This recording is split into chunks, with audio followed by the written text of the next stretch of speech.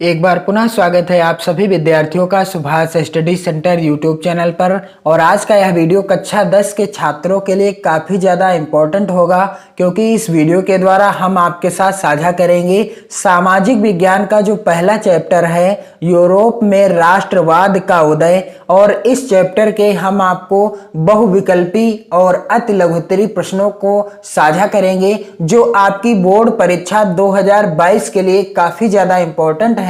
और यदि आपने सामाजिक विज्ञान से संबंधित मॉडल पेपर से रिलेटेड वीडियो ना देखा हो तो आपको चैनल की प्लेलिस्ट में मिल जाएगा, आप जाकर देख सकते हैं। और मैं आपसे इस वीडियो में उन्हीं प्रश्नों को साझा करूंगा जो बोर्ड परीक्षाओं में पूछे गए हैं। तो यहाँ पर आप देख सकते हैं, पहला प्रश्न है, राष्ट्रवाद का प्रारंभ जिस देश में हुआ वह है। कौन सा देश है जिस देश में राष्ट्रवाद का प्रारंभ हुआ था? तो यहाँ पर विकल्प हैं जर्मनी, इटली, फ्रांस, इंग्लैंड। और यह प्रश्न 2020 की बोर्ड परीक्षा में आ चुका है। और जो बहुविकल्पी प्रश्न आपकी परीक्षा में होंगे वह कितने अंकों के होंगे, यानी प्रत्येक प्रश्न 1 अंक का होगा। तो राष्ट्रवाद का प्रारंभ कहां से आरंभ हुआ? फ्रांस से आरंभ हुआ। सही विकल्प कौन सा है? फ्रांस। दूसरा प्रश्न यहां पर आप देख सकते हैं, नेपोलियन का संबंध किस देश से था? काफी ज्यादा महत्वपूर्ण प्रश्न है, 2020 की बोर्ड परीक्षा में आया हुआ प्रश्न है। और यहां पर विकल्प देख लीजिए, पहला है जर्मनी, इटली, फ्रांस, इंग्लैंड। तो नेपोलियन किस देश का निवासी था, या नेपोलियन का संबंध किस देश से था? तो सही उत्तर क्या हो जाएगा? फ्रांस देश से था। अगला जो प्रश्न है यहाँ पर आप देख सकते हैं, प्रश्न संख्या 4, जो कि इस प्रकार से है, फ्रांस में गणतंत्र की घोषणा कब हुई? फ्रांस में गणतंत्र की घोषणा कब हुई? 2020 की बोर्ड परीक्षा में आया हुआ प्रश्न है। विकल्प हैं 1815 ईस्वी, 1830 ईस्वी, 1848 ईस्वी, 1871 ईस्वी। तो सही उत्तर क्या हो जाएगा? 1815 ईस्वी। फ्रांस में गणतंत्र की घोषणा कब हुई थी? सन 1815 ईस्वी में हुई थी। काफी ज्यादा महत्वपूर्ण प्रश्न है। प्रश्न संख्या 7, जो कि इस प्रकार से है, निम्नलिखित में से किस युद्ध में जर्मनी के एकीकरण का स्वप्न पूर्ण हो गया? तो यहाँ पर विकल्प दिए गए हैं, पहला है फ्रांस प्रसा युद्ध, दूसरा है फ्रांस इटली युद्ध, तीसरा है ऑस्टरलिच का युद्ध, और चौथा है जॉल वेराइन का युद्ध। और यह प्रश्न 2012 की बोर्ड परीक्षा में पूछा जा चुका है। सही उत्तर क्या हो जाएगा?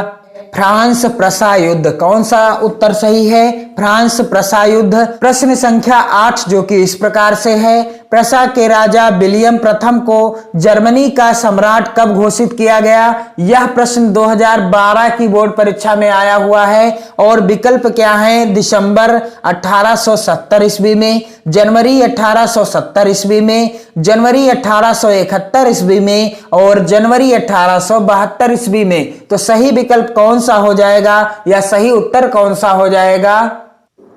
जनवरी 1871 ईस्वी में प्रसा के राजा विलियम प्रथम को जर्मनी का क्या घोषित किया गया? सम्राट घोषित किया गया था। अगला प्रश्न है, 2020 की बोर्ड परीक्षा में पूछा गया है। और प्रश्न है, जर्मनी के एकीकरण में मुख्य भूमिका किसकी थी? तो यहाँ पर विकल्प हैं ज्यूसेप्पे गैरिबाल्डी की, ऑटो वान बिस्मार्क की, नेपोलियन की, या इनमें से कोई नहीं। तो दिए गए विकल्पों में से कौन सा था जिसने जर्मनी के एकीकरण में अपनी मुख्य भूमिका निभाई? तो सही उत्तर क्या हो जाएगा?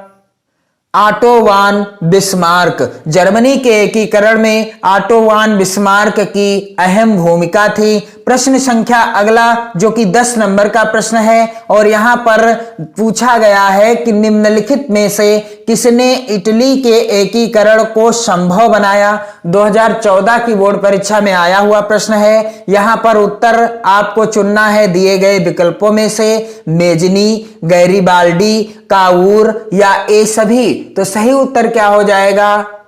सही उत्तर हो जाएगा ये सभी, क्योंकि जर्मनी के क्योंकि इटली के एकीकरण में मेजनी, गैरीबाल्डी और कावूर सभी का जो है बहुत ही बड़ा सहयोग था। प्रश्न संख्या 12 जो कि इस प्रकार से है, गैरीबाल्डी संबंधित था। 2016 की बोर्ड परीक्षा में आया हुआ प्रश्न है। और गैरीबाल्डी किससे संबंधित था? इटली के एकीकरण से, जर्मनी के एकीकरण से, अमेरिका के स्वतंत्रता संग्राम से, रूस की राज्य क्रांति से। तो सही विकल्प क्या हो जाएगा कि गैरीबाल्डी किससे संबंधित था? इटली के एकीकरण से। कौन सा विकल्प सही है? इटली के एकीकरण से संबंधित था। अगला प्रश्न है, गैरीबाल्डी ने किस देश की राष्ट्रीय एकता के लिए संघर्ष किया था? तो यहां पर 2015 की बोर्ड परीक्षा में आया हुआ प्रश्न है। और यह देख लीजिए विकल्प, ऑस्ट्रिया, इटली, जर्मनी या रूस। तो कौन सा विकल्प सही हो जाएगा? तो यहां पर सही उत्तर क्या हो जाएगा कि गैरीबाल्डी ने किस देश की राष्ट्रीय एकता के लिए संघर्ष किया? इटली के लिए संघर्ष किया। कई तरह से यह प्रश्न बदल बदल कर पूछा गया है। गैरीबाल्डी से रिलेटेड प्रश्न काफी ज्यादा महत्वपूर्ण है आपकी बोर्ड परीक्षा के लिए। और अब मैं आपको बताऊंगा कुछ महत्वपूर्ण अति लघुत्तरीय प्रश्नों को, जो कि आपकी परीक्षा में प्रत्येक प्रश्न कितने अंक का पूछा जाता है? 2 अंक का पूछा जाता है। और इस वीडियो में मैं आपसे उन्हीं प्रश्नों को साझा करूंगा जो बोर्ड परीक्षाओं में पूछे जा चुके हैं। तो यहां पर आप देख सकते हैं प्रश्न क्या पूछा गया है कि फ्रांस की क्रांति के 2 परिणाम बताइए। और यहां पर यह प्रश्न 2020 की बोर्ड परीक्षा में पूछा गया है, आप देख सकते हैं। और उत्तर क्या हो जाएगा कि फ्रांस की क्रांति के 2 परिणाम निम्न हैं। पहला क्या है? फ्रांसीसी क्रांति ने पुराने राजशाही आदेश पर सवाल उठाया और एक लोकप्रिय राष्ट्रवाद के विकास को प्रोत्साहित किया। दूसरा है, फ्रांसीसी क्रांति ने पितृभूमि, नागरिक और फ्रांसीसी लोगों के बीच एक नया फ्रांसीसी ध्वज जैसा विचार दिया। इसने सभी नागरिकों के लिए एक समान कानून के साथ केंद्रीकृत प्रशासनिक प्रणाली की शुरुआत की। अगला प्रश्न है जो कि 2020 की बोर्ड परीक्षा में पूछा गया है, जर्मनी का एकीकरण कब और कैसे हुआ? 2022 की बोर्ड परीक्षा के लिए काफी ज्यादा महत्वपूर्ण है। और यहां पर आप देख सकते हैं प्रश्न संख्या 9। और यह कुछ इस तरीके से भी पूछा जा सकता है कि जर्मनी के एकीकरण में सबसे महत्वपूर्ण योगदान किसका था? अथवा करके प्रश्न आ सकता है, जर्मनी राष्ट्र का प्रथम सम्राट कौन घोषित किया गया? तो यह प्रश्न 2 तरीके से नहीं 3 तरीकों से पूछा गया है यहां पर। और उत्तर क्या हो जाएगा कि 1848 ईस्वी में जर्मन संप्रदाय के विभिन्न क्षेत्रों को मिलाकर निर्वाचित संसद द्वारा नियंत्रित राष्ट्र राज्य बनाने का प्रयास किया गया था। और प्रशा ने राष्ट्रीय एकीकृत आंदोलन का नेतृत्व किया। प्रशा के मुख्यमंत्री ऑटो वॉन बिस्मार्क को इस प्रक्रिया का जनक माना जाता है। और विलियम प्रथम को जर्मनी का प्रथम सम्राट घोषित किया गया था। किसे जर्मनी का प्रथम सम्राट घोषित किया गया था?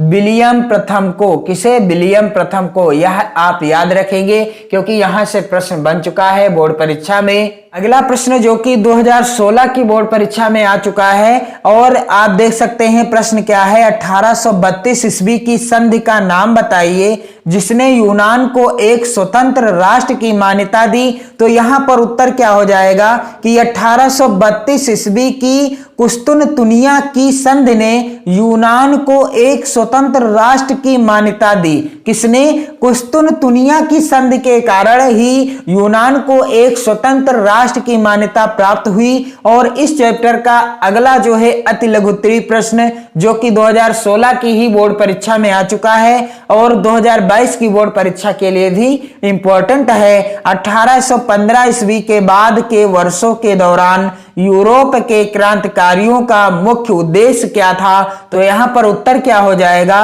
कि 1815 ईस्वी के बाद के वर्षों के दौरान यूरोप के क्रांतिकारियों का मुख्य उद्देश्य आवश्यक रूप से राष्ट्र राज्य का निर्माण करना था। क्या करना था? आवश्यक रूप से राष्ट्र राज्य का निर्माण करना था। तो इस चैप्टर के इतने ही महत्वपूर्ण बहुविकल्पी और अति लघुत्तरीय प्रश्न हैं जो आपकी बोर्ड परीक्षा 2022 के लिए भी इंपॉर्टेंट हैं। और मैं आपको इसके बाद अगला जो चैप्टर है आपका भारत में राष्ट्रवाद, और इस चैप्टर से रिलेटेड जितने भी बहुविकल्पी और अति लघुत्तरीय प्रश्न हैं जो आपकी बोर्ड परीक्षा 2022 के लिए काफी ज्यादा महत्वपूर्ण हैं, उन्हीं को साझा करूंगा।